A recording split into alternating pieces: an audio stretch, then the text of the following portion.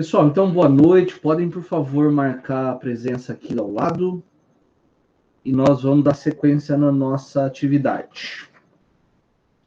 Bom, no último encontro, então nós estávamos falando sobre pessoa jurídica, né? Notadamente aí sobre as fundações, organizações religiosas e partidos políticos.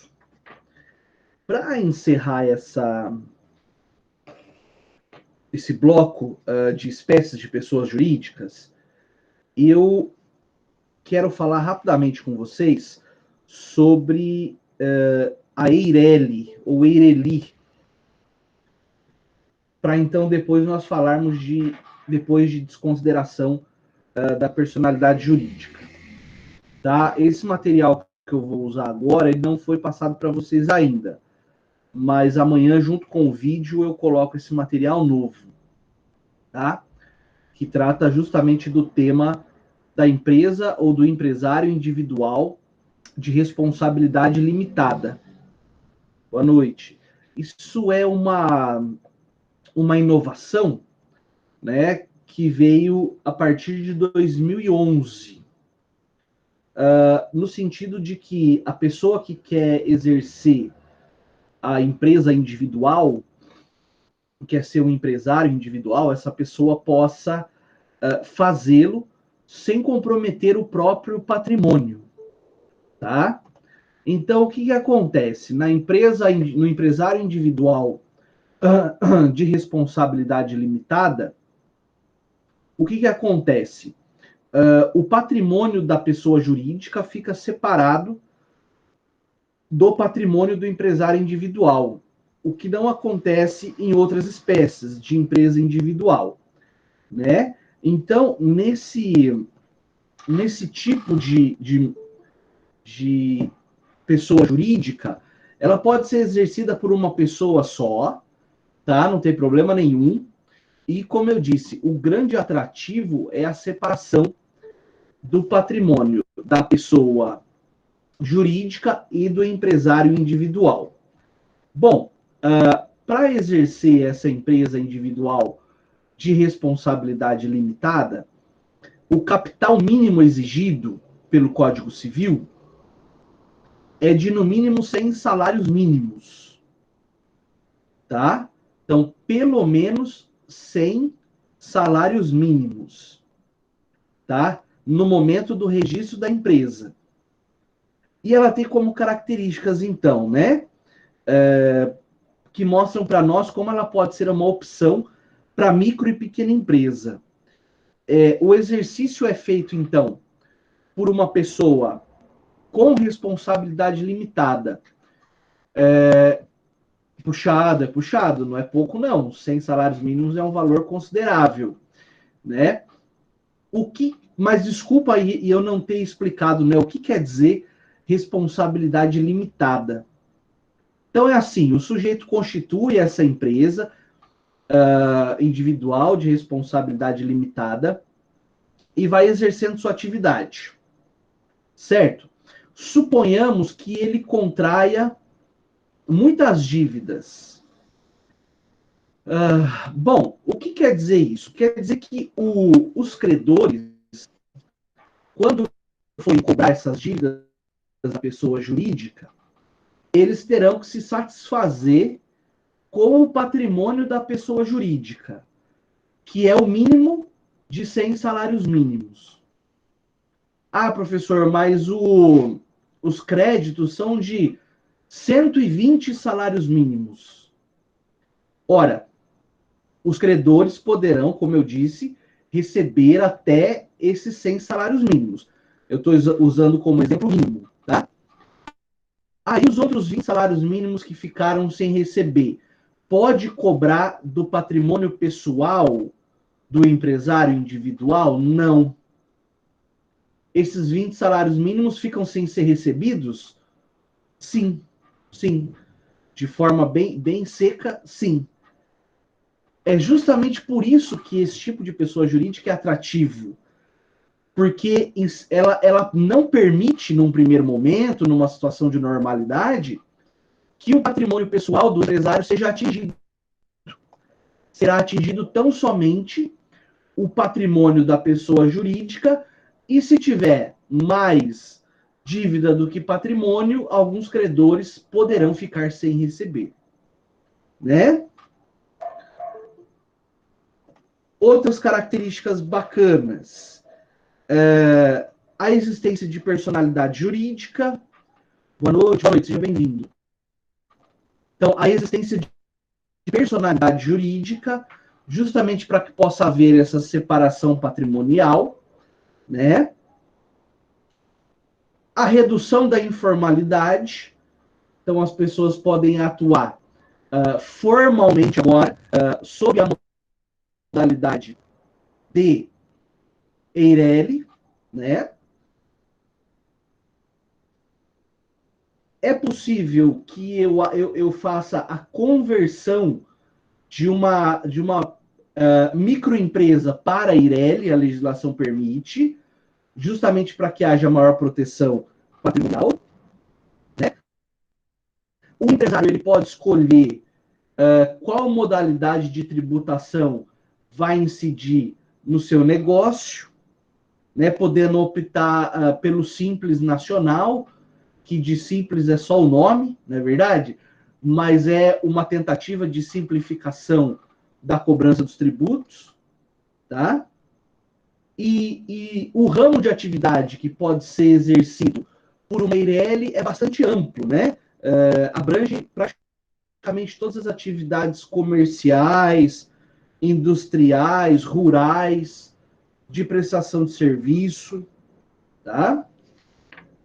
Então, turma, essa é uma visão rápida, porque eu acho importante, é uma matéria relativamente nova, né? Para que nós entendamos que existe também essa modalidade de atuação no mundo negocial, que é a Eireli. É possível, por exemplo, que uma sociedade empresária composta por 10 sócios, e esses sócios vão saindo da empresa, vão saindo, até que resta só um sócio.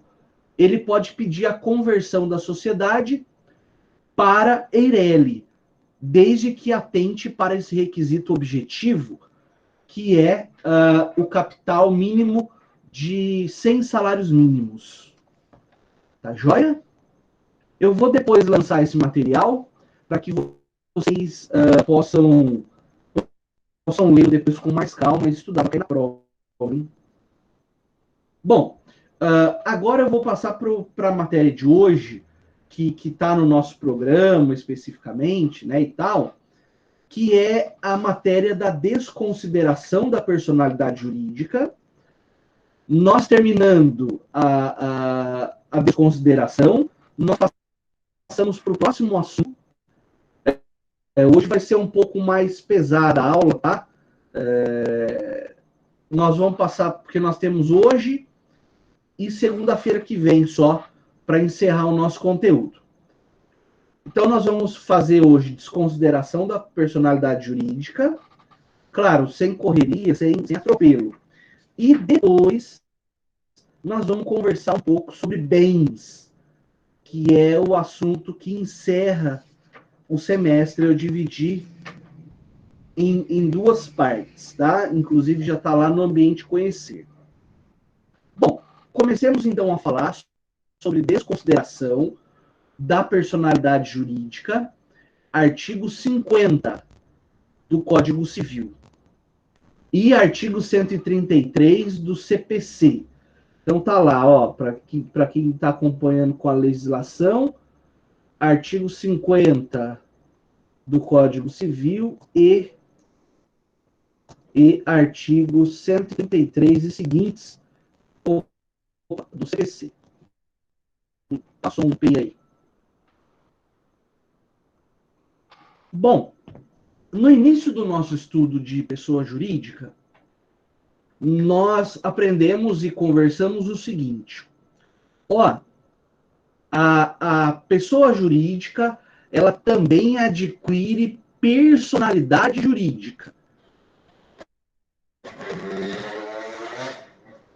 Quando Quando que ela adquire essa personalidade jurídica? Quando do registro do ato constitutivo no órgão competente, né? É quando começa a existência legal da pessoa jurídica. Pois bem, com essa aquisição da personalidade, nós também aprendemos que a pessoa jurídica adquire autonomia patrimonial, quer dizer o quê? O patrimônio da pessoa jurídica é separado do patrimônio da pessoa dos sócios. Vou falar sócios de forma genérica para a gente simplificar a linguagem. Maravilha. Além disso, também titularidade negocial, capacidade processual. Ótimo. Que é o quê? Praticar os negócios em nome próprio e poder ser autor ou réu de processo, separadamente dos sócios. Acho que quanto a isso não há dúvida, né? Era matéria introdutória. Agora veja, existe um instituto chamado desconsideração da personalidade jurídica que vem justamente criar um efeito inverso. São casos específicos que nós analisaremos, nos quais a lei permite ao juiz desconsiderar aquela personalidade da pessoa jurídica e, em certa medida, permite permite considerar que o patrimônio do sócio e o patrimônio da pessoa jurídica são uma coisa só. Tá? Então, vou repetir. No começo, nós aprendemos que existe uma personalidade jurídica, que é como se fosse uma barreira que separa o patrimônio do sócio e o patrimônio da pessoa jurídica. Tranquilo. Agora, quando nós falamos em desconsideração, é o efeito... Desculpa aí, essa rua está movimentada hoje. É o efeito contrário, onde eu parto o ponto de partida é a existência dessa barreira. Patrimônio do sócio de um lado, patrimônio da pessoa jurídica do outro. Quando o juiz determina a desconsideração, é como se eu abrisse um buraco nessa barreira e permitisse considerar que os patrimônios são um só. Tá? Por que isso, professor? Porque algumas pessoas, alguns sócios, alguns empresários, para simplificar bem, eventualmente usam essa proteção, que é a personalidade jurídica da pessoa jurídica, para cometer abusos de direito, para eventualmente atuar de forma fraudulenta, ocasionando prejuízo para os credores e, de maneira geral, para a sociedade como um todo. Pessoa jurídica, quando ela é usada como instrumento de atos ilícitos, ela perde a sua função social, né? E ela passa, então, a ter uma atuação contrária aos interesses da sociedade, da coletividade e dos próprios credores. Nesse aspecto, então, para que esses credores não fiquem sem receber o que é de direito, é permitido, então, que se faça a desconsideração da personalidade jurídica. Tá? Você está aí com o seu material em mãos, tenho certeza, e você vê lá, né, que algumas pessoas inescrupulosas utilizam esse véu, essa capa, esse escudo da personalidade jurídica para a prática de ilícitos. Pois bem, o direito civil de vários países, percebendo essa situação, pensou em um remédio. Né? Boa noite, Luan. Como que nós vamos curar esse mal que é o abuso da personalidade jurídica? Tá? E daí veio, então, a teoria da desconsideração da personalidade jurídica, né, que no direito anglo-americano recebeu lá o nome, né, da Disregard Doctrine. Depois no direito francês também tem, né, não vou ficar falando, tem no direito italiano, no direito alemão, tá? E claro, no direito brasileiro, no direito espanhol, enfim, todos os ordenamentos passaram então, todos esses que eu disse, pelo menos, passaram então a prever esse remédio que é a desconsideração. Então, é o juiz que aplica, né? Nós vamos falar da parte processual daqui a pouco, mas antes, primeiro, da parte material. Então, quando o juiz desconsidera, quando o juiz faz o processo, o que foi pedido, as provas produzidas e tudo mais, e dá uma decisão desconsiderando a personalidade jurídica, significa que o juiz levanta essa barreira entre o patrimônio particular do sócio e o patrimônio da sociedade. Mas o que eu quero que vocês entendam é que esse levantamento da barreira, ele é exclusivo para aquele caso. Então, nós estamos falando de desconsideração episódica. É só naquele caso específico. Então, eu tenho 10 credores que pedem em juízo a desconsideração da personalidade jurídica numa relação que envolve o sócio e a pessoa jurídica e os credores, né? Aí o que acontece? Quando o juiz determina, é só para aquele sócio específico que fez o pedido de desconsideração. E para os outros 9 para aquele credor específico. E para os outros 9 credores? Para os outros 9 credores, a personalidade jurídica da pessoa jurídica continua rígida, intocada. Tá claro isso, turma? Então funciona só para aquele que pede. Não se estende para os outros. Não é uma decisão que vai com uma canetada, não é? De forma até chula, né? Não é com uma canetada que o juiz derruba a personalidade jurídica da pessoa jurídica de forma indistinta. Então, antes de abrir para eventuais perguntas desse início da aula, é preciso que nós façamos a diferenciação entre desconsideração, que é um evento isolado, é um episódio referente única e exclusivamente àquele credor que assim pediu, e a despersonalização, que seria, então, o juiz literalmente aniquilar a pessoa jurídica. Ela deixaria de existir, inclusive. São coisas completamente diferentes. Até aqui alguma dúvida?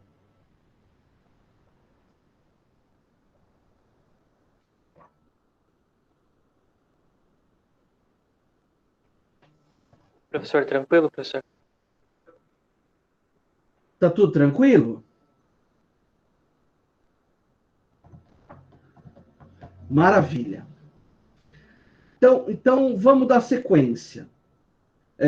Agora nós vamos fazer a leitura do artigo 50, pelo menos o caput. Se você abrir o artigo 50 lá no Código Civil, você vai ver que ele sofreu algumas mudanças no ano passado. Tá? Ele foi objeto de algumas mudanças, alguns complementos. Então, o caput.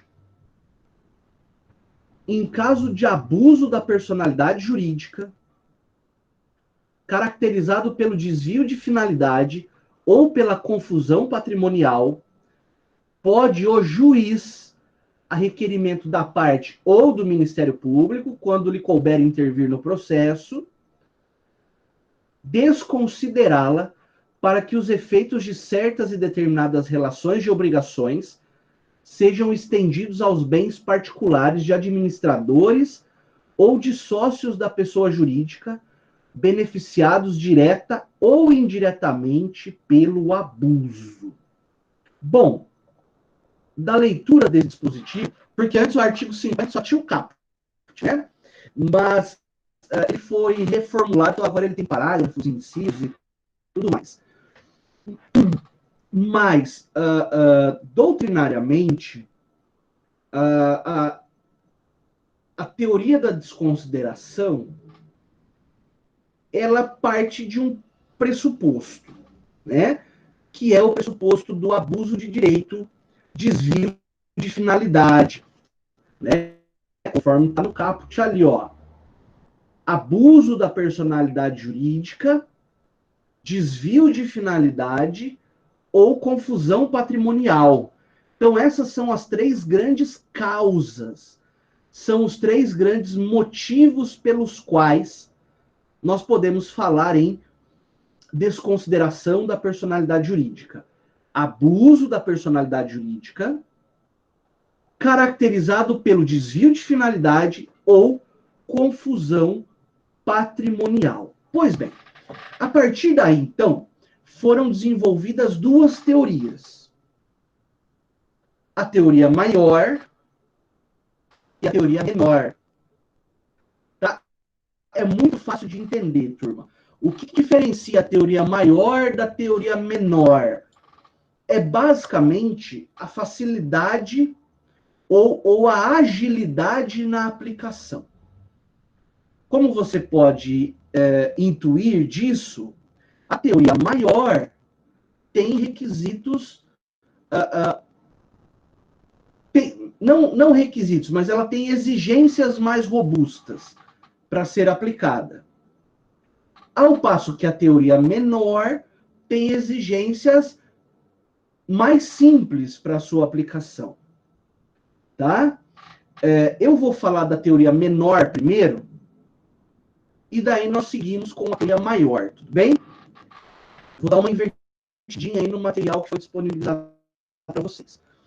Na teoria menor,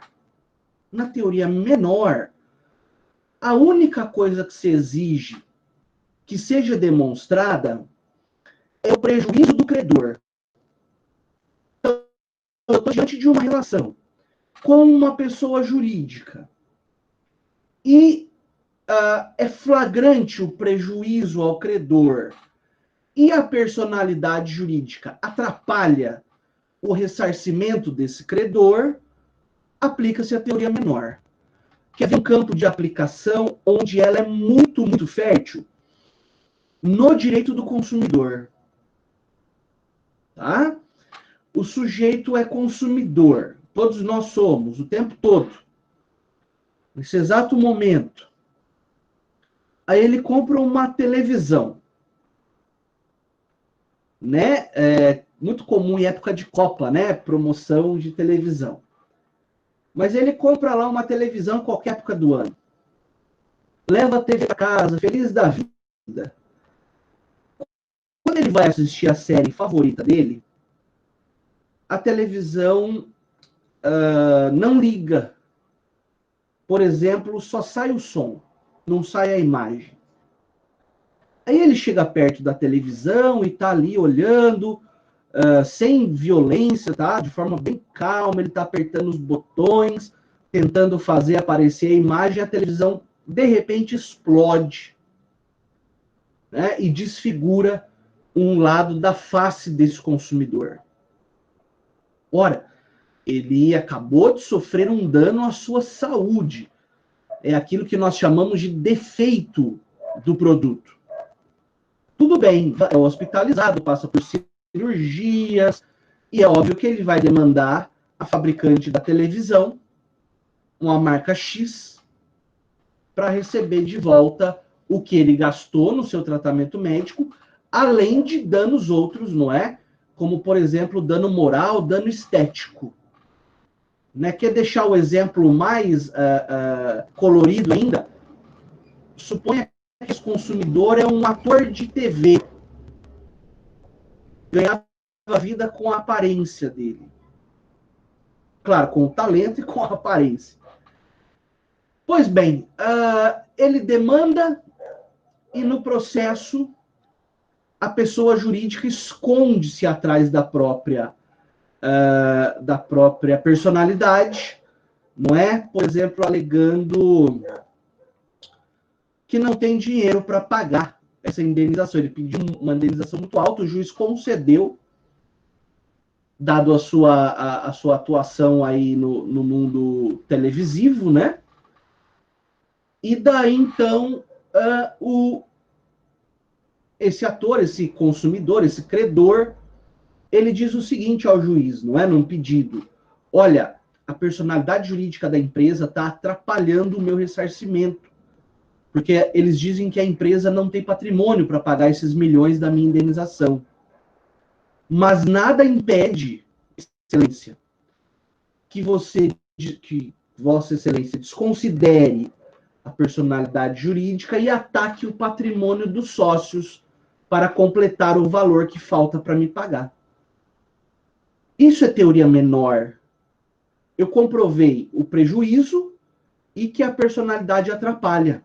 Então, o juiz, a partir desse pedido, claro que ele vai ser muito mais formal do que eu disse, o juiz vai dar uma decisão determinando, então, que afaste a personalidade jurídica da pessoa jurídica e, eventualmente, busque o valor no patrimônio dos sócios. Tá claro? Poderia ser o contrário, poderia ser a pessoa que é credor pessoal do sócio. Né? O sócio, então, para fraudar o direito do credor, pôs seu patrimônio em nome da empresa. Também é possível levantar a personalidade e buscar lá o dinheiro necessário para o pagamento do credor. Um outro exemplo de aplicação da teoria menor, muito comum também, infelizmente, é no direito ambiental. Então, o primeiro está no CDC,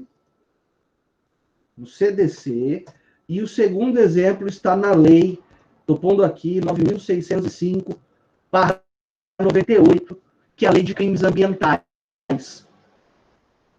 Imagina lá a pessoa jurídica que causou dano ao meio ambiente e foi condenada a pagar esses danos. No entanto, também traz a mesma alegação de que não há bens no patrimônio da pessoa jurídica, enfim, que não pode fazer o pagamento por insuficiência financeira. Como existe um dano provado, um prejuízo, e a personalidade jurídica está sendo um obstáculo para o ressarcimento, o juiz pode determinar, então, que se desconsidere a personalidade jurídica, naquele caso concreto em específico, para o ressarcimento ambiental devido.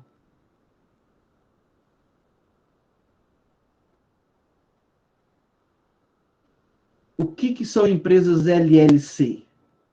Me ajuda. Um tipo de estrutura de empresa americana, tá? Que veio primeiro na cabeça, mas offshores, por exemplo. Você não precisa determinar quem é o dono. A empresa é de papel, certo. sabe? Como nós vimos acho que 2 encontros atrás, qualquer empresa que tenha objeto lícito e tenha obtido autorização do Poder Executivo para atuar no Brasil, efetivamente,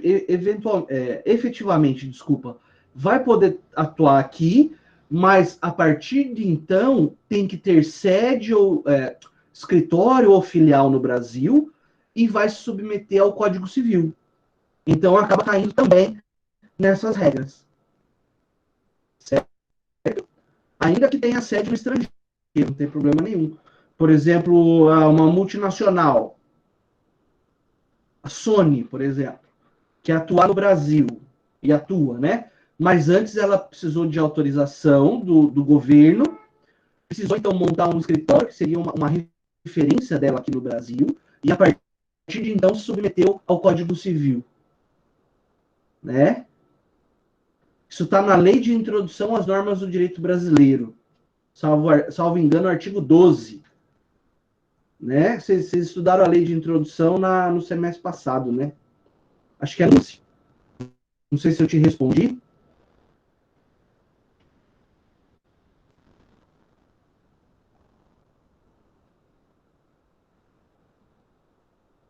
Maravilha. Vamos adiante?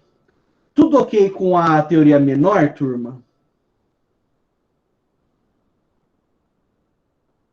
Ótimo.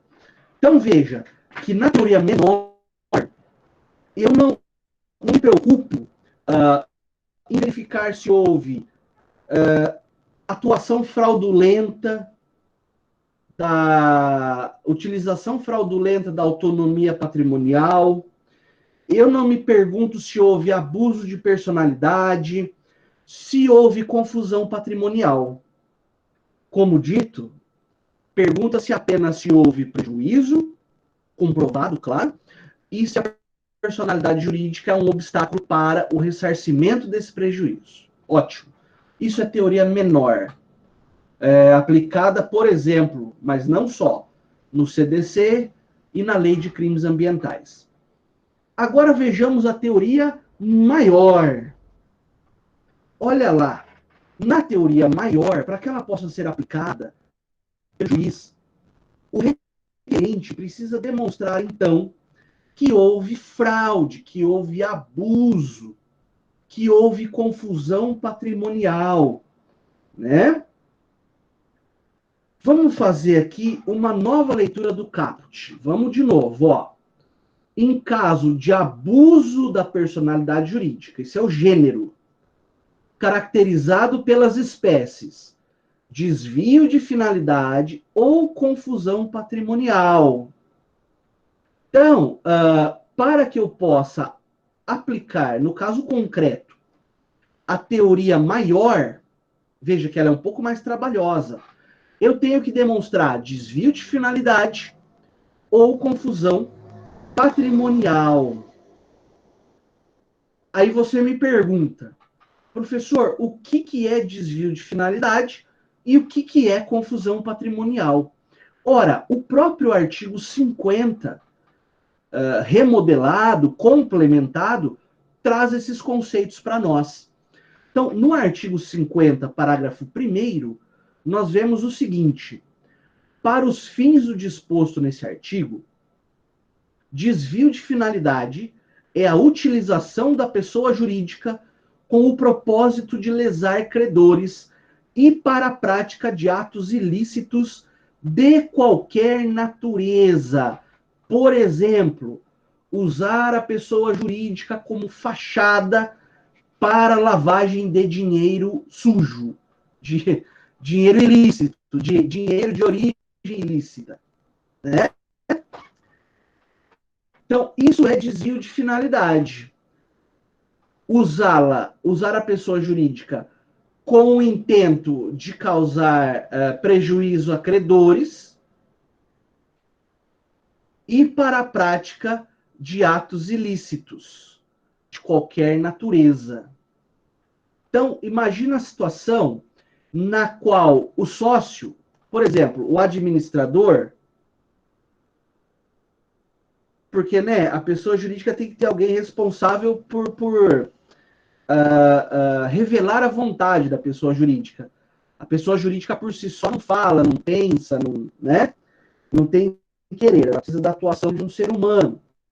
E esse ser humano, pouco escrupuloso, ele tira dinheiro, vou usar dinheiro, né, mas entenda como patrimônio em geral.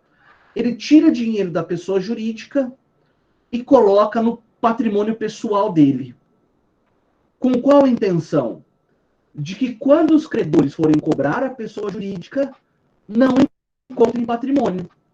Não encontrando patrimônio, não poderão receber, a princípio. Né?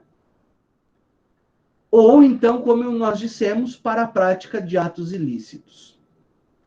No caso dos credores, quando é usada para lesar credores, o que eles podem fazer então? Demonstrando que houve essa transferência de patrimônio, pedir ao Poder Judiciário que desconsidere a personalidade jurídica e busque no patrimônio do sócio o dinheiro necessário para o pagamento desses credores. Joia? Então, aqui sai do patrimônio da empresa e vai para o patrimônio do sócio. Então, você, como advogado, advogada do credor, você vai atacar o patrimônio pessoal do sócio. Certo? Maravilha. E também, quando é para lavagem de dinheiro, por exemplo, o dinheiro vem ilícito, passa a ter um ar de licitude quando ele integra o patrimônio da pessoa jurídica e depois ele vai para o patrimônio pessoal do sócio. Então, eu desconsidero a personalidade jurídica da pessoa jurídica e vou atacar o patrimônio pessoal do sócio. Tá? Vocês terão aula de lei de lavagem de capitais, né? Então, fiquem tranquilos que todo esse procedimento de lavagem de dinheiro será explicado nessa ocasião. Pois bem, tudo em ordem até aqui. Podemos dar sequência?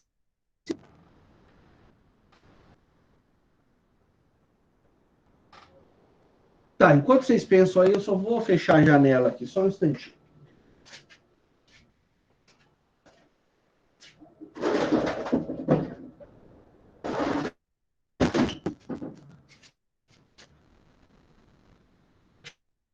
Um menor barulho agora. Pois bem, a doutrina, turma, estudando a teoria maior, ela então dividiu a teoria maior sob dois aspectos, na verdade. São duas formas de enxergar a teoria maior. A primeira forma foi conhecida então como teoria maior objetiva. Objetiva. Para a teoria maior objetiva, é necessário que haja confusão patrimonial. E tão somente a confusão patrimonial. Sem que se pergunte se houve finalidade de fraudar credores. Por quê? Porque nós sabemos que a finalidade ela é um elemento da vontade, não é isso? E para que nós façamos essa pesquisa sobre a finalidade, para que nós consigamos descobrir esse elemento subjetivo, isso dificulta a aplicação da teoria. Né? De forma que, pela teoria maior objetiva, basta demonstrar que houve confusão patrimonial, ou seja, transferência indevida do patrimônio da pessoa jurídica para o patrimônio pessoal do sócio. Isso é a teoria maior objetiva. Ela se contenta só com o requisito da confusão patrimonial. Por outro lado, nós temos a teoria maior subjetiva, que requer, além da confusão patrimonial, que se demonstre o elemento finalístico, o elemento volitivo, a vontade do sócio de fraudar credores. Penso eu, acredito que vocês vão concordar, que esse tipo de demonstração da vontade, que é algo que se passa na mente da pessoa, ela torna a aplicação da teoria maior mais trabalhosa, mais difícil, não é?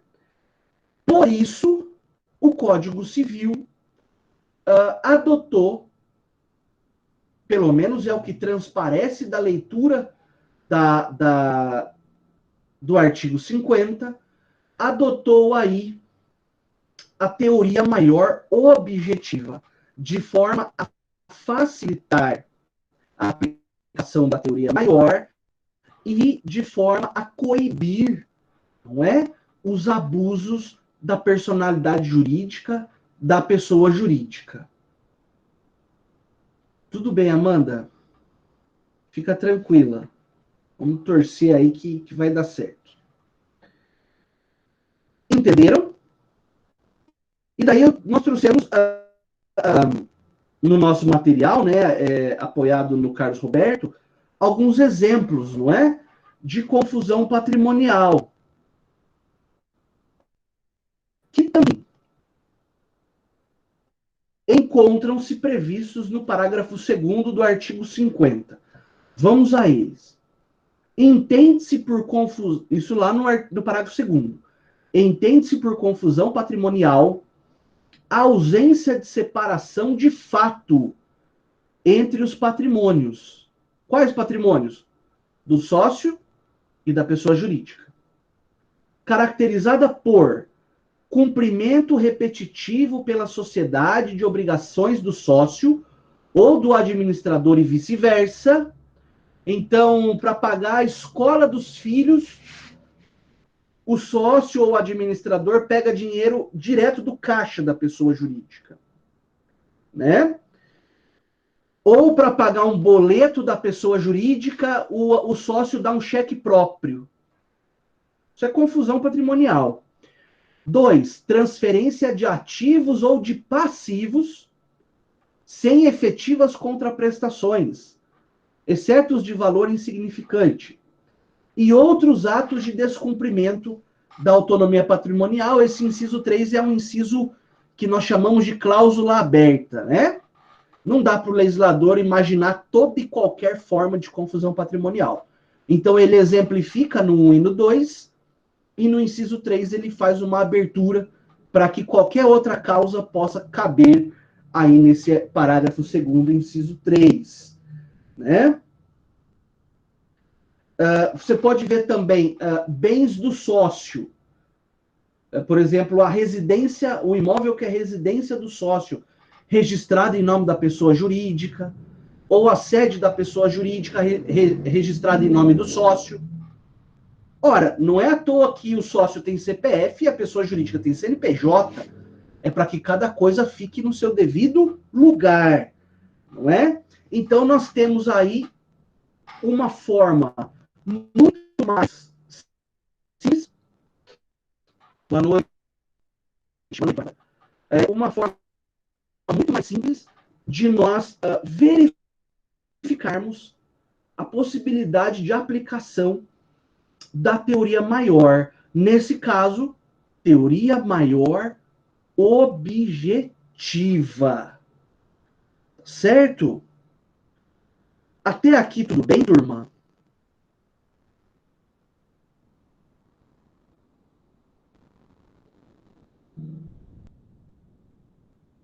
Tá, vamos lá. Então, se perguntar lá na prova, não é? Qual que é a teoria adotada pelo Código Civil? Você vai responder que é a teoria objetiva. Teoria objetiva é essa que contenta-se para sua aplicação, que exige para a sua aplicação tão somente a demonstração de confusão patrimonial. Professor, quer dizer que nós nunca vamos aplicar a teoria subjetiva? Não, não é isso que eu estou dizendo. Se no caso concreto for possível provar o desvio de finalidade com o propósito de lesar credores, por exemplo, se eu conseguir provar a prática do ato ilícito e tudo mais, tanto melhor. Tanto melhor. Mas nós não ficamos presos à exigência absoluta dessa demonstração. Certo? De forma que, repito, até sem medo de ser chato, né? Havendo a demonstração só da confusão patrimonial, eu já consigo aplicar a teoria maior objetiva. Mas se porventura também for possível provar o propósito de lesar credores e a prática dos atos ilícitos, também é possível invocar essas causas, esses motivos, para que o juiz, então, faça a aplicação da teoria da desconsideração da personalidade jurídica. E como é que fica isso no processo? Vou pegar aqui, é jogo rápido. Espero que você abra lá o seu código. Ah, eu coloquei no material, aí não precisa abrir. Mas para quem quiser, está lá no Código de Processo Civil, no seu artigo 133. Pessoal, a desconsideração da personalidade jurídica, ela é tratada como um incidente processual. Incidente processual.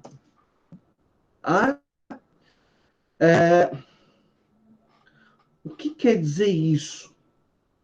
Né? Quer dizer o seguinte: eu tenho um processo em curso. Imagina uma ação de cobrança. Então, o credor A entrou com uma ação de cobrança contra. Eu pulei aqui e vou falar da desconsideração inversa ao final, tá? Se eu esquecer, você, por favor, me lembra aí. Credor A entra com uma ação de cobrança contra pessoa jurídica devedora B. Tranquilo? E a ação vai andando. A ação vai correndo. Né? O processo está em curso. Durante o processo, o credor percebe que existem essas transferências patrimoniais que estão esvaziando o patrimônio da pessoa jurídica.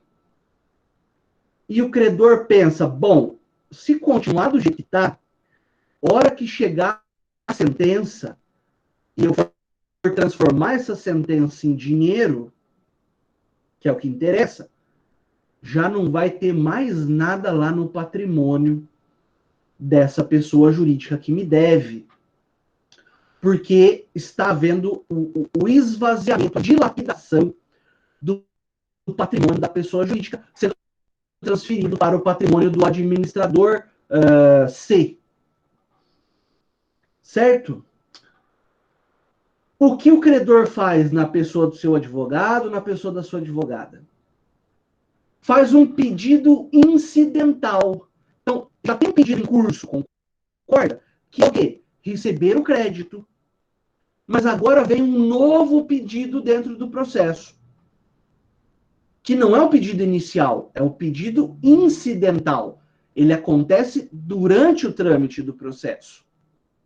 E daí, nesse pedido incidental, o credor pede a desconsideração da pessoa jurídica, da personalidade jurídica, desculpa, para buscar bens no patrimônio particular do sócio e fazer, por exemplo, o bloqueio dos bens. Olha, eu tenho crédito de 1 milhão, né? Só que a empresa já nem tem mais esse valor de tanto patrimônio que está sendo desviado. Então, eu peço para o juiz, primeiro, desconsiderar a personalidade jurídica da pessoa jurídica e, em segundo lugar, bloquear no patrimônio do sócio esse 1 milhão de reais. Bloquear, eu falo gênero, né? Poderia ser um arresto, um sequestro de bens, tá? Uma penhora online, algo nesse sentido. Penhora por execução, né? Mas é uma medida cautelar. Então, entendem por que eu chamo de incidente processual? Porque ele vem dentro de um processo que já está em curso. Tá ok? Por isso que é tratado aqui, então, no título, né? Do incidente de desconsideração da personalidade jurídica, que eu fiz questão de colocar no material de vocês também. Então, vamos à leitura do 133. Havendo dúvida, você, por favor, avisa, tá? Ó, o incidente de desconsideração da personalidade jurídica será instaurado a pedido da parte ou do Ministério Público quando lhe couber intervir no processo. Imagina que dentro desse processo tem interesse de incapaz. Aí o Ministério Público atua. Mas, a pedido da parte ou do MP. O que o legislador quis dizer com isso? O juiz não pode fazer de ofício. né? Estou aqui com essa expressão, turma, o juiz não pode fazer de ofício ou ex ofício, tá aí no chat? Me ajudem.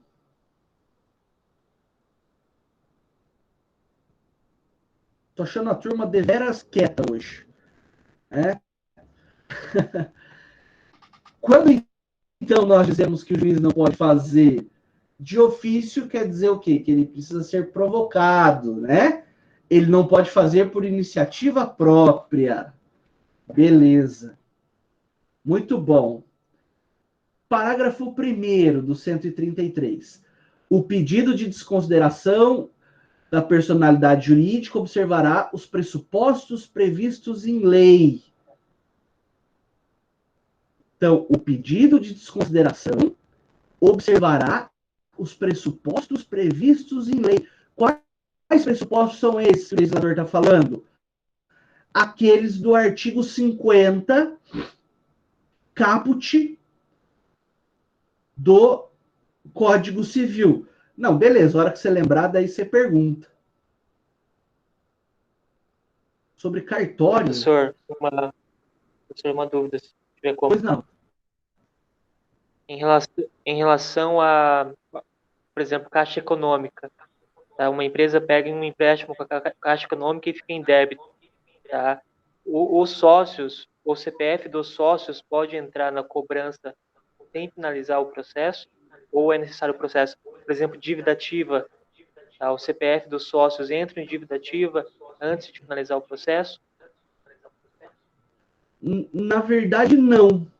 Porque numa situação de normalidade, Adeilson, vamos supor que foi pedido o empréstimo, a Caixa concedeu, mas por má administração, os sócios não conseguem honrar esse empréstimo. Veja, nós não estamos falando nem de fraude, nem de abuso, nem de confusão patrimonial, nem de ato ilícito. Nesse caso, o CPF dos sócios não pode entrar na cobrança, né? Por quê? Porque o negócio foi realizado entre o CNPJ da pessoa jurídica e a Caixa Econômica. Pode ser que a Caixa fique sem receber, sim, mas é justamente por isso que quando os empréstimos são de maior valor, é pedido o quê? Garantias, fiança, enfim, as várias formas de garantias previstas na lei. Justamente para o caso de a pessoa jurídica tomadora do empréstimo não conseguir honrar, a Caixa daí executa a garantia e se paga. Entendeu?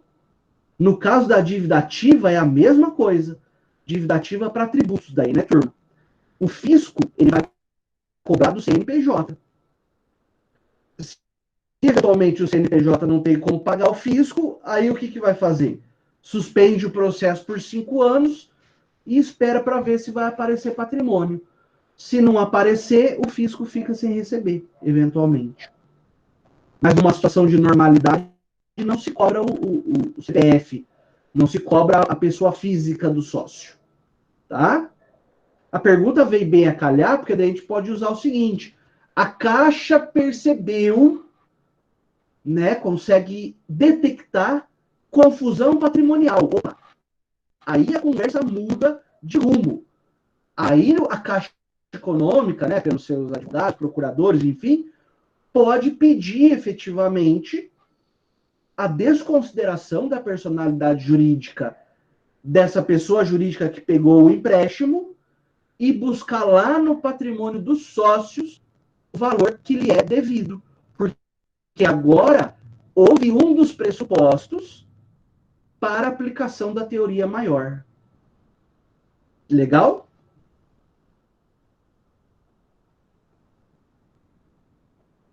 Beleza. Então, eu vou considerar como respondida. Senão você complementa. Depois vem lá, ó, parágrafo 2º.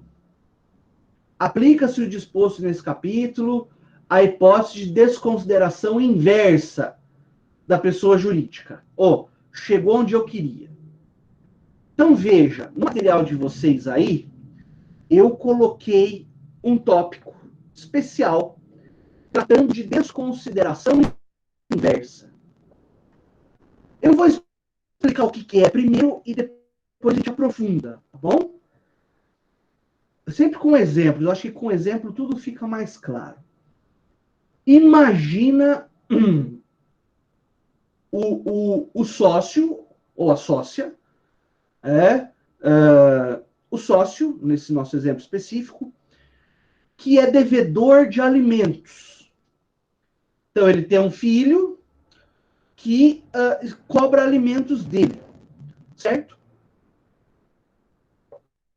E aí, só assim para a gente ficar pensando até onde o ser humano vai, né? Para o pai dar uma volta nesse filho, para dar um tombo no filho, e não pagar os alimentos. Ou ainda, tem aí no material outro exemplo bacana também, do sócio, ou da sócia aí, né? Que está em processo de divórcio.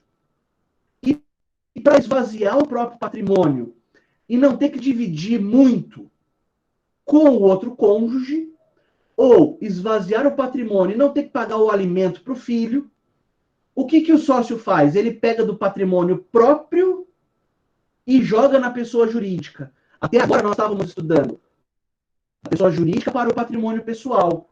Agora é o inverso, por isso que é chamado de desconsideração inversa. Eu tiro do meu patrimônio, eu não, o cliente, né? Tira do patrimônio próprio e joga na pessoa jurídica para esconder de credores pessoais que ele tem. Geralmente em relações de família, de direito de família, divórcio, alimentos, etc. Então, vislumbrando isso, esses fatos, a doutrina e a jurisprudência, antes mesmo de 2015, muito antes, já entendia possível essa desconsideração inversa, onde eu levanto o véu da personalidade, tiro a barreira da personalidade, mas ao invés de atacar o patrimônio do sócio, ataca-se o patrimônio da pessoa jurídica por causa de dívidas pessoais do sócio. Daí chamar de desconsideração inversa. Tá? E é claro, né, que o legislador, quando criou o Código de Processo Civil de 2015, que é uma legislação, se me permitem, de vanguarda, é um Código de Processo Civil afinado com o que tem de mais novo em termos de processo civil. Claro que uma crítica ou outra sempre é cabível, mas é uma legislação formidável, né, que atualizou o nosso direito processual civil. Vem no parágrafo 2º, artigo 133, e agora sacramenta, agora coloca positivado a teoria da desconsideração inversa. Certo? Tranquilo até aqui? Vamos adiante na leitura? Só para a gente entender o aspecto instrumental, tá bom? O incidente de desconsideração é cabível em todas as fases do processo de conhecimento, no cumprimento de sentença e na execução fundada em título extrajudicial. O que o legislador quis dizer? Trocando em miúdos, de forma bem simples, a desconsideração da personalidade jurídica, seja a desconsideração clássica, teoria maior e menor, ou a desconsideração inversa, ela cabe antes da sentença e depois da sentença. E ainda para a execução de títulos extrajudiciais. Então, o que quer dizer isso, né? Quando fala ali, em todas as fases do processo de conhecimento. Pessoal, a teoria clássica do processo civil separa o processo de conhecimento. O que é o processo de conhecimento, né? É aquele no qual você leva uma demanda até o Poder Judiciário e pede para que ele, analisando seus argumentos e os argumentos do réu, reconheça a existência de uma situação ou crie uma situação. Numa ação de cobrança, por exemplo, você chega lá, você não tem cheque, não tem nota promissória, mas você tem, por exemplo, prova testemunhal. Você não tem nem contrato, mas você tem prova testemunhal, por exemplo, de que uma pessoa te deve. Né? Então, você leva isso a conhecimento do magistrado. E esse processo de conhecimento, ele basicamente se divide em 3 fases. Primeiro, que é uma fase postulatória. Isso não vai cair em prova, claro, né? É só para a tua cultura jurídica e para a gente entender o que está escrito ali no artigo. Então, tem uma fase postulatória, que é basicamente assim, a petição inicial do autor e a contestação do réu. Certo? Isso é fase postulatória. As partes estão pedindo em juízo. O autor pedindo o que ele acha de direito e o réu combatendo esse pedido. Depois o processo tem uma fase instrutória, onde serão produzidas as provas. Por exemplo, juntada de documentos, oitiva de testemunha, realização de perícias e etc. Depoimento pessoal do réu, do autor, né? Isso é importante demais no processo civil. E uma terceira fase, que é a fase decisória, que é quando o juiz efetivamente profere a sentença. Legal. Então, isso é o processo de conhecimento e suas fases. Pois não. Eu só não entendi a última fase. Será que o senhor pode repetir? É que cortou. A última é a... Oh, desculpa. A última é a fase decisória. Quando o juiz efetivamente obrigada. Sentencia o caso. Ele decide. Tá? Beleza. Então, o juiz decidiu. Quando o juiz decide, acabou o processo de conhecimento. Pergunto para vocês, daquele papel, hoje em dia, agora virtual, inclusive, que é a sentença, aqui já viu o dinheiro que o credor quer? Não. Não. O que o credor precisa fazer com aquela sentença? Ele precisa começar uma nova fase dentro do processo, que é chamada fase de cumprimento de sentença. Então, veja, não é porque você ganhou uma ação que você levou, hein? E muitas vezes acontece de ganhar e não levar, infelizmente. Mas, então, agora o credor tem uma decisão nas mãos dizendo assim, realmente o devedor deve 300 mil reais para o credor. Como eu disse, isso ainda não vira dinheiro. Você, como advogado, como advogada do credor, vai pedir agora, tudo dentro do processo, tá? O início da fase de cumprimento de sentença. É a antiga execução, Adeilson. Agora ela chama cumprimento de sentença. Tá? Então eu tenho um título judicial, concorda comigo? A sentença, ela é chamada de título judicial. Ela foi proferida por um juiz. É um título que diz que fulano tem crédito contra ciclano, né? E daí nós vamos então para o cumprimento de sentença. Vai. Tudo dando certo, ao final a gente recebe. Digo a gente, porque daí você já calcula os seus honorários, né? Nossa, Gabriel, eu até posso explicar, mas eu vou me reservar o direito, porque está muito fora do objetivo da matéria de hoje. Eu vou me reservar o direito de responder isso lá no nosso grupo do Zap, tá bom? Porque senão eu vou dar uma volta que vai tirar todos nós do eixo, tá certo? Mas obrigado pela pergunta, eu te respondo hoje ainda, antes das 9h30, prometo. Não, legal, show de bola, estamos aí, é para isso. Beleza, então isso é cumprimento de sentença. Mas, professor, o dispositivo ali também fala assim, ó, no 134, execução fundada em título executivo extrajudicial. Ó, É muito fácil. Se você tem na mão o cheque que o sujeito deu e voltou sem fundo, a nota promissória que ele assinou, o contrato que ele assinou tomando empréstimo, você não precisa de todo um processo de conhecimento para ao final o juiz dizer que você é credor. Você já tem um documento que prova que você é credor. Então você não precisa passar pela fase de conhecimento. Você já entra, e agora sim, isso, com o processo de execução. Então você executa um título extrajudicial.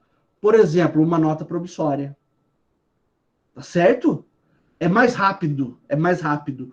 Porque o título de crédito, ele já tem essa força de mostrar uma realidade. Qual a realidade que está naquela nota promissória? A deve para B.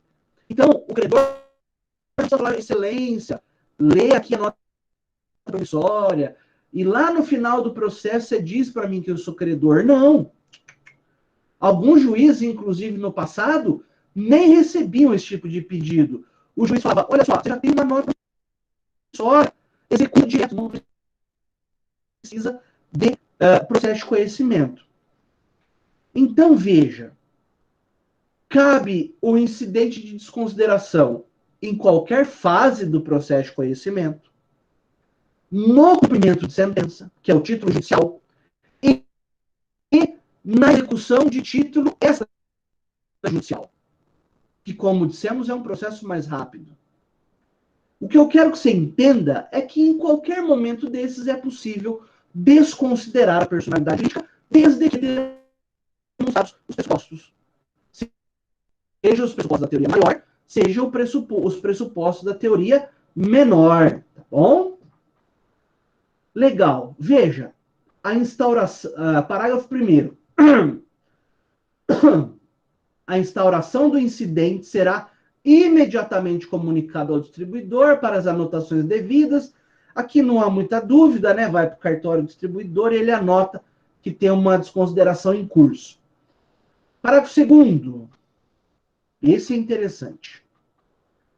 Dispensa-se a instauração do incidente se a desconsideração da personalidade for requerida na petição inicial, hipótese em que será citado o sócio ou a pessoa jurídica. Veja, quando nós dissemos que se cria, que se instaura, que se realiza um pedido incidental, o que eu quis dizer? Que corre o processo principal, por exemplo, a ação de cobrança, e paralelo a ela corre a ação de desconsideração. Por quê? Porque ela veio depois. No entanto, é possível que, quando você entra com a petição inicial, com o pedido do autor, você já faça de cara o pedido de desconsideração. Né? Então, são duas formas de pedir. Presta atenção. Primeiro, quando eu já tenho uma ação em curso, por exemplo, ação de cobrança, aí vem o pedido incidental de desconsideração. O que acontece quando eu faço o pedido incidental? Automaticamente a ação de cobrança é suspensa. Ela não corre. Ela fica aguardando o quê? A decisão da desconsideração da personalidade. Por que tem que aguardar? Porque conforme o resultado da desconsideração, por exemplo, se ela for procedente, eu vou ter que ampliar o rol de réus, por exemplo. Não é? Para buscar patrimônio no patrimônio da pessoa jurídica ou do sócio, conforme o tipo de desconsideração que você pediu. Né? Eu já chego lá na tua perguntinha. Agora, quando eu faço o pedido inicial, eu falo para o juiz assim, excelência, eu tenho crédito de 500 mil reais da pessoa jurídica X, mas eu já estou vendo que ela está praticando atos de confusão patrimonial com o sócio B. Então, desde logo, eu quero que já desconsidere a personalidade. O que o juiz vai fazer? Primeiro, ele vai analisar o pedido de desconsideração, para depois dar seguimento no seu processo. Mas aqui eu não tenho suspensão Porque eu não tinha nenhuma ação em curso. Diferente de quando acontece o pedido incidental. Sobre essa sistemática, alguma dúvida? Nem que bens fique para a aula que vem, turma. Eu preciso entender isso aqui.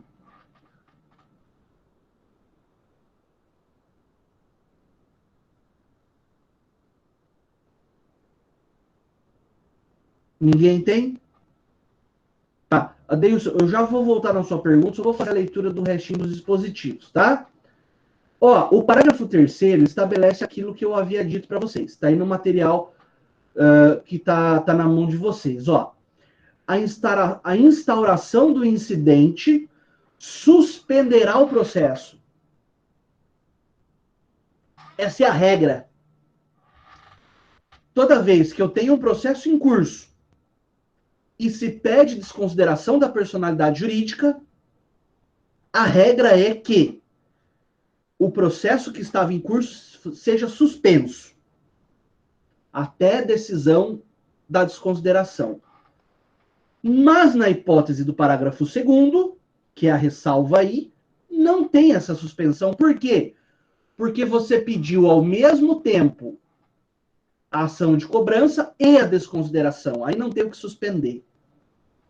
Vamos adiante. O requerimento deve demonstrar o preenchimento dos pressupostos legais específicos para desconsideração. Isso também é chover no molhado. Nós já falamos que se não mostrar os pressupostos, o juiz vai o quê? Vai indeferir o seu pedido. Ele vai falar que eu não estou enxergando motivo para desconsideração. Né? Por isso, turma, que a petição inicial é algo de extrema importância, tem que ser muito bem feito. Não só a petição inicial, como qualquer petição que você vai fazer no processo. Depois, 135. Instaurado o incidente, o sócio ou a pessoa jurídica será citado para manifestar-se e requerer as provas cabíveis no prazo de 15 dias. Por que o legislador fala o sócio ou a pessoa jurídica? Porque você pode estar pedindo a desconsideração clássica, que é contra o sócio, ou pode estar pedindo a desconsideração inversa, que é contra a pessoa jurídica. É por isso que o legislador faz essa ressalva. E daí, claro, ele tem direito de defesa, tanto o sócio quanto a pessoa jurídica. Né? Vai lá uma citação para a pessoa jurídica. Ó, a pessoa jurídica X estão querendo desconsiderar sua personalidade aqui. O que você tem para dizer a respeito das alegações do autor? É basicamente isso. Depois do 136, né, concluída a instrução, se necessário, o incidente será resolvido por decisão interlocutória. Aqui leva em conta tipos de sentença, não vale a pena a gente aprofundar agora. Se a decisão for proferida pelo relator, cabe agravo interno. Veja, é possível pedir desconsideração, turma, não só perante o juiz de primeiro grau, como perante o Tribunal de Justiça. Né? No Tribunal de Justiça, quem vai decidir isso é o relator, em fase recursal. Tá certo? E, por último, acolhido o pedido de desconsideração, a alienação ou oneração de bens havida em fraude de execução será ineficaz em relação ao requerente. É porque você mostrou para o Poder Judiciário, seja o juiz geral, seja o tribunal, que houve transferência indevida de patrimônio, seja da pessoa jurídica para o sócio ou do sócio para a pessoa jurídica, e como essa transferência de patrimônio é indevida, o juiz anula essa transferência patrimonial e faz, por exemplo, voltar. Foi da pessoa jurídica para o sócio, devolve para a pessoa jurídica. Ou foi do sócio para a pessoa jurídica, devolve para o sócio. Claro que vai devolver e já vai bloquear, né? Porque senão esses bens vão se perder de outra forma. Tá claro? É aquilo que nós vamos aprender no semestre passado, conhecido como fraude contra credores ou fraude à execução. Tá? Isso era só para que vocês tivessem conhecimento da parte processual. Peço desculpas se foi um pouquinho rápido, mas como está sendo registrado, né, eventual dúvida, depois você pode assistir, pausar e voltar quantas vezes for necessário. Tudo ok até aqui? Vamos para a perguntinha. Aqueles processos requeridos de forma solidária. Existem alguns processos que você tem necessariamente que processar mais de uma pessoa. Por exemplo, os condôminos, né? Numa obrigação solidária. Mas nem sempre isso é exigível, tá? A regra, na verdade, é que você processe uma pessoa em específico, ou um grupo de pessoas específico. Mas não que seja a regra que você necessariamente tem que processar um grupo de pessoas. Quando que você vai saber? A lei vai te dizer. O Código de Processo Civil vai te dizer, né? Por exemplo, pessoas casadas. O marido contraiu dívidas em benefício da família. O credor, na hora de processar, tem que processar tanto o marido quanto a esposa, ou os cônjuges, ou marido e marido, esposa e esposa, enfim, né?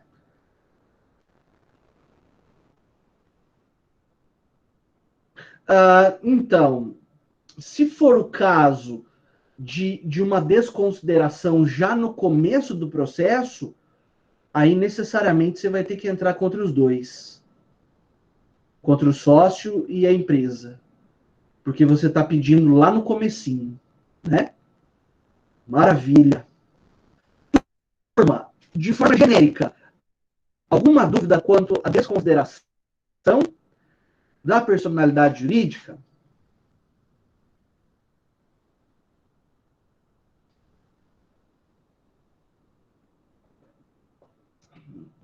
Maravilha. Então eu peço que você abra o material, acho que é o 12, né? Que está lá. Que trata dos bens, parte 1. Vamos agora conversar sobre bens. Tá? Enquanto você vai abrindo, você vai me ouvindo, né? E eu vou dando já os conceitos iniciais que nós precisamos para a nossa aula. Turma, bens ou bem é uma matéria importante, não é? Para a compreensão do direito civil, dessa fase introdutória do direito civil, no sentido de que, filosoficamente falando, como está aí, né, no material, bem é tudo aquilo que satisfaça uma necessidade humana. Isso a filosofia diz, né? Que bem é tudo aquilo que nos satisfaz, ou satisfaz uma necessidade. Seja das necessidades mais básicas, fisiológicas mesmo, voltadas para a nossa sobrevivência, tanto aquelas necessidades que vêm de eventuais caprichos que nós tenhamos, né? E aqui, claro, com todo respeito aos caprichos diversos que nós temos, né? Isso é para a filosofia. Para o direito, bem são aquelas coisas úteis e raras que podem ser apropriadas por um valor econômico. Então, repito, para o direito, esses conceitos estão todos no material, tá? Para o direito, bens são as coisas úteis e raras que podem ser apropriadas e possuem valor econômico. Então, desse início de conceito de bens perante o direito, nós já fazemos uma distinção importante. Coisas e bens. Coisas significa o gênero. Coisas em geral. Tudo aquilo que não é pessoa, por assim dizer, é coisa.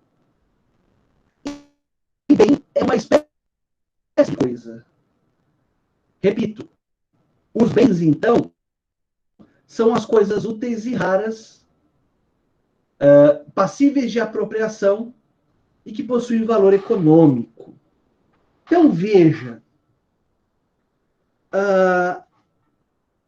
a doutrina leciona de uma forma muito simples, né? Muito tranquilo de entender. Aquilo que está em abundância ao nosso redor, que tem de sobra, e por essa razão não tem valor econômico, não são bens. São tão somente coisas. Certo? Por exemplo, o ar atmosférico. Esse que nós respiramos aí é de graça. Você pode respirar à vontade sem pagar nada. Isso é coisa. Não pode ser considerado bem. Porque, em princípio, ninguém vai conseguir obter valor econômico tentando comercializar esse ar. Não é verdade? Esse exemplo ele está um pouco desvirtuado, mas ele pode ser aplicado ainda, porque você sabe que existem indústrias que captam o ar de determinadas regiões do planeta, liquefazem esse ar e vendem engarrafado a um custo relativamente alto para que pessoas possam tomar esse ar que foi liquefeito, né? Por exemplo, tem uma empresa na Amazônia que faz isso. Ela vende esse ar liquefeito numa garrafa super estilosa, salvo engano, ao custo de 360, agora não sei se são 360 reais ou 360 dólares, né? E sem criticar, né, as pessoas que adquirem isso, enfim, né? A gosto para tudo a gente respeita. Mas o fato é que o ar comunzão mesmo, esse nosso de cada dia, né? Pode ter certeza que se o cara for engarrafar o ar lá de Cubatão, ele vai ser processado, né? Porque vai fazer mal para a pessoa que bebe. Mas esse ar nosso aí de cada dia, né? O ar diário, ele não tem valor econômico nenhum, não tem nenhum atrativo. Razão pela qual não é considerado bem, mas tão somente coisa. Certo? Maravilha.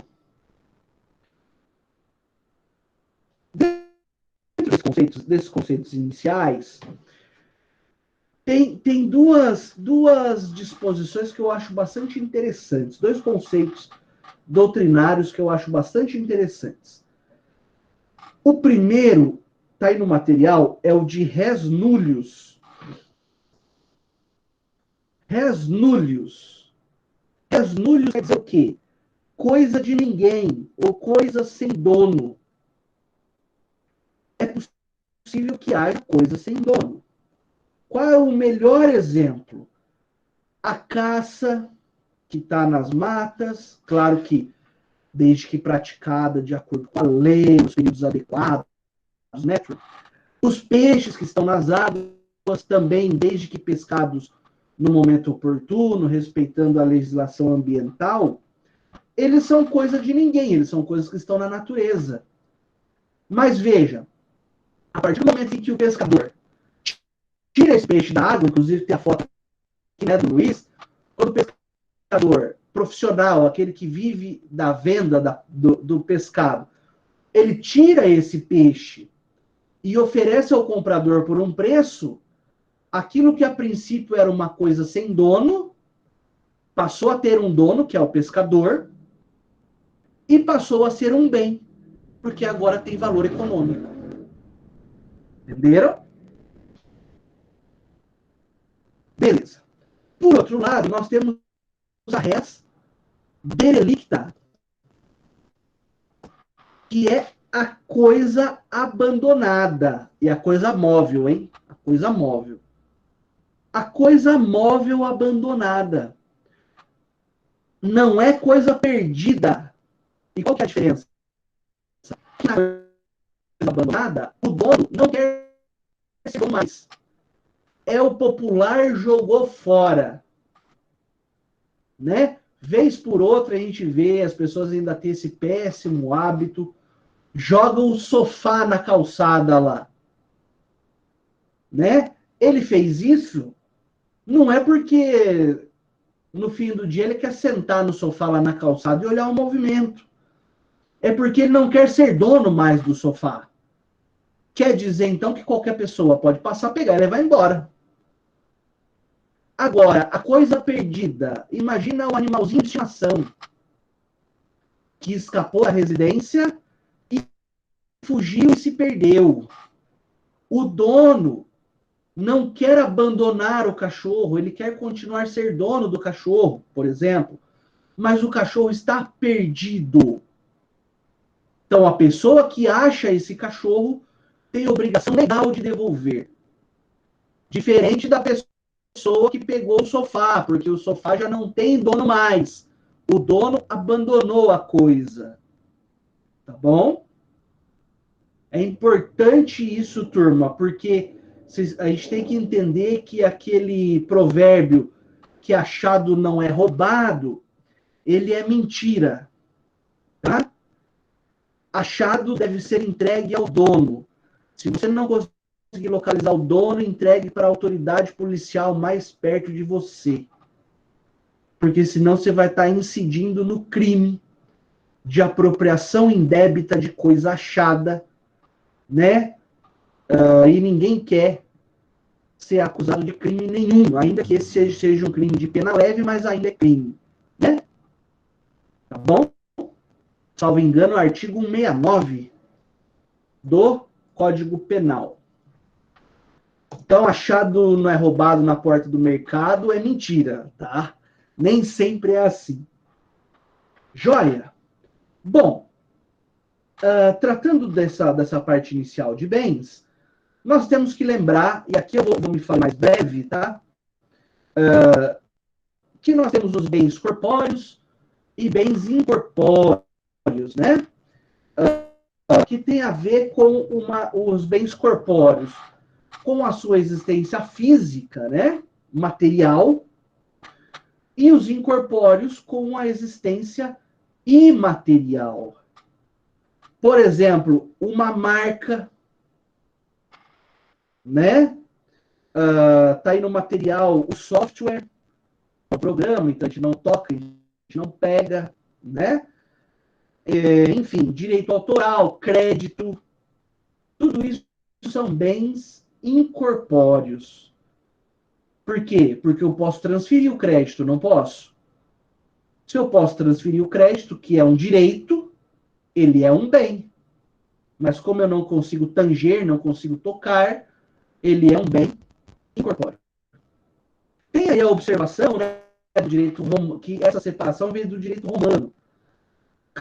Claro que o avanço científico e tecnológico, né, é incomparável.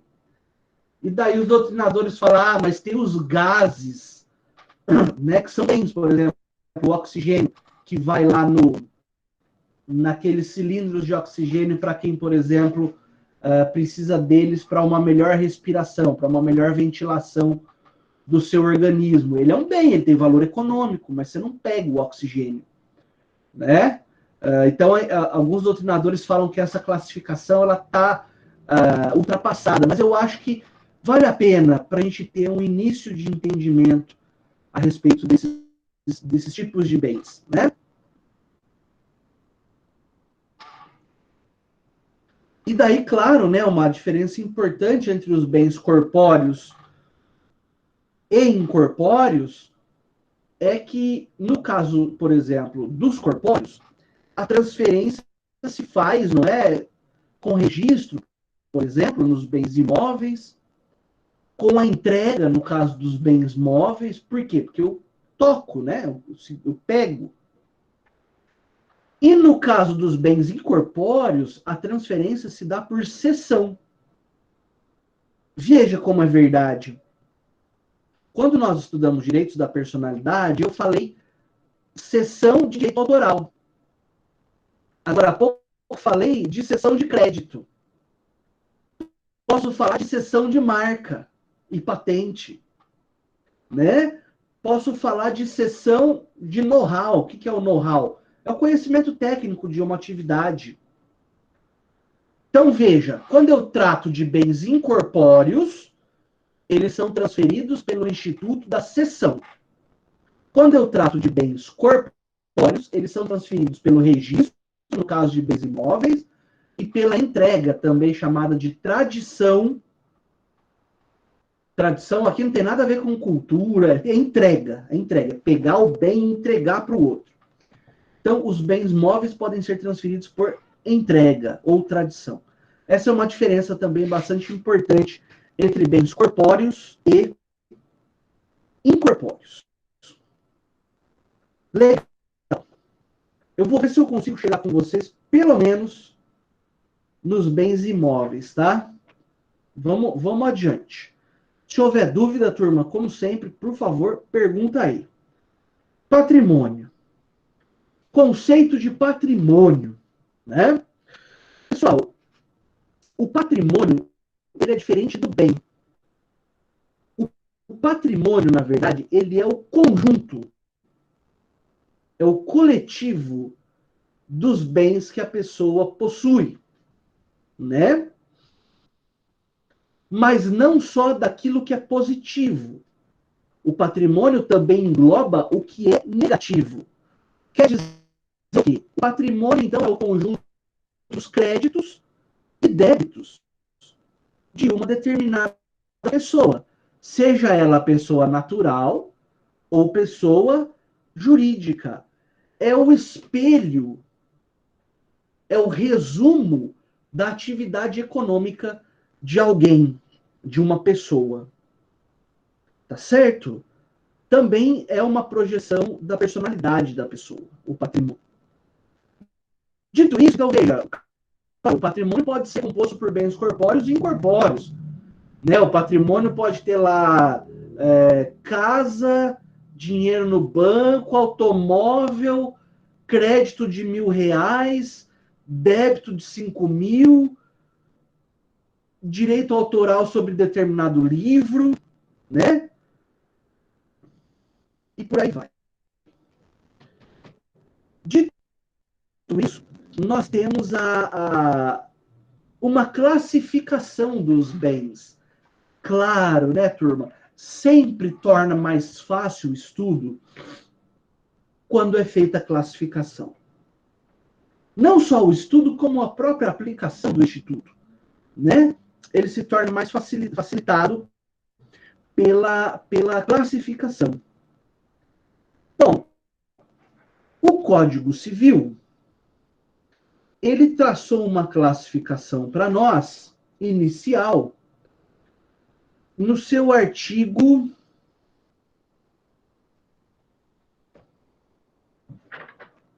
Eu não tenho o número do artigo, né? Vou pegar aqui. Está lá no livro 2, é jogo rápido.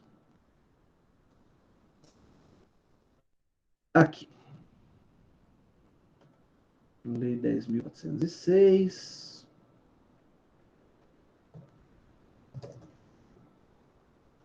Bens. Vamos lá.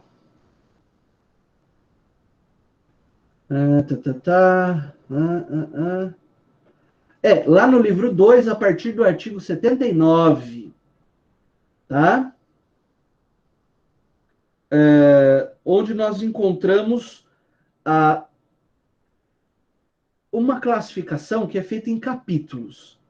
Então, eu tenho 3 capítulos que tratam dos bens, que são os bens considerados em si mesmos, os bens reciprocamente considerados e os bens públicos. Bom, quando eu falo de bens considerados em si mesmos, eu estou olhando para o bem e fazendo uma classificação isolada dele. Por exemplo, esse bem que eu estou olhando, ele é móvel ou imóvel? Certo? Ótimo. Tem mais, né? Ele é consumível ou inconsumível? Ele é fungível ou infungível? Ele é divisível ou indivisível? Ponto. Nos bens reciprocamente considerados, eu olho, por exemplo, para 2 bens e digo o que o bem A representa em relação ao bem B. Quer um exemplo? Vou dar um exemplo. A casa, o bem imóvel e uma piscina. O que a piscina representa em relação à casa ou vice-versa? Nós vamos chegar à conclusão que a casa é o bem principal e a piscina é o bem acessório.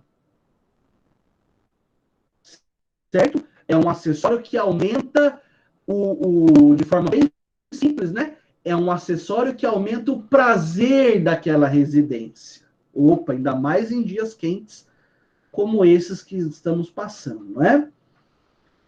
E quando eu falo de bens públicos, eu vou colocar de um lado os bens particulares e de outro os bens públicos e fazer um estudo. Como, por exemplo, bens de uso especial, bens públicos de uso especial, bens públicos de uso comum e bens públicos dominicais. Então, vai lá, de novo. Quando eu faço análise dos bens em si mesmos considerados, eu olho para um único bem, isoladamente, e o classifico. Por exemplo, é móvel ou imóvel? É consumível ou inconsumível? Esse bem é divisível ou indivisível? Né? Eu olho para um cavalo, é um bem, e eu me pergunto, esse cavalo é divisível ou indivisível? Será que se eu cortar um quarto do cavalo, ele mantém a finalidade para a qual ele foi concebido juridicamente, por exemplo? Por exemplo, um cavalo de corrida. Se eu cortar a metade traseira, ele continua sendo um cavalo de corrida? Não. Então eu olho e falo, o cavalo é indivisível. Certo? Legal. Os exemplos são bobinhos assim, mas até peço desculpa, mas só para memorizar. Quando eu falo de bens considerados, reciprocamente considerados, aí eu estou olhando pelo menos para dois bens. Bem A e o bem B. E eu me pergunto, o que o bem A representa em relação ao bem B? Aí eu dei o exemplo da piscina. Numa residência, a piscina é um bem acessório. E a residência é o bem principal. Mas olha que interessante. Agora eu olho para uma escola de natação. A piscina é acessório ou é principal? É claro que é principal. Sem piscina não tem escola de natação. Concorda? Então tem que analisar a circunstância também, óbvio. E quando eu olho para os bens públicos, eu me pergunto basicamente se eles são de uso especial. Quer dizer, esse bem público é usado para prestação de serviço público? O prédio da delegacia, por exemplo, é um bem de uso especial. Eu tenho bens de uso comum do povo. Como o próprio nome diz, o povão todo pode usar uma praça. Né? Aqui na praça da Grande Ribeirão Claro, né, tem uma frase do Castro Alves, né, que é muito, muito famosa, que fala que assim como o céu é do condor, a praça é do povo. Né? É um local de reuniões e tal. E tem aqueles bens dominicais, que eles estão afetos ao patrimônio público, mas é meio que por exclusão. Não são de uso especial, nem de uso comum, mas são do poder público. Alguns falam, por exemplo, as terras devolutas. São bens dominicais. Joia! Dentro dessa classificação, dos bens considerados em si mesmos, eu sei que são 9 horas, eu vou pedir mais 3 minutos para a paciência de vocês.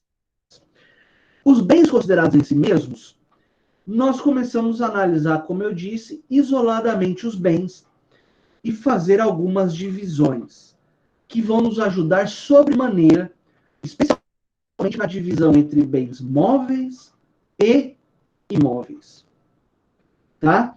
Eu vou segurar o nosso conteúdo aqui, mas vou ter que fazer uma propositura para vocês. Nós temos encontro, o próximo, no dia 23, já na semana da prova. Eu vou falar aqui a graça. Já na semana da prova.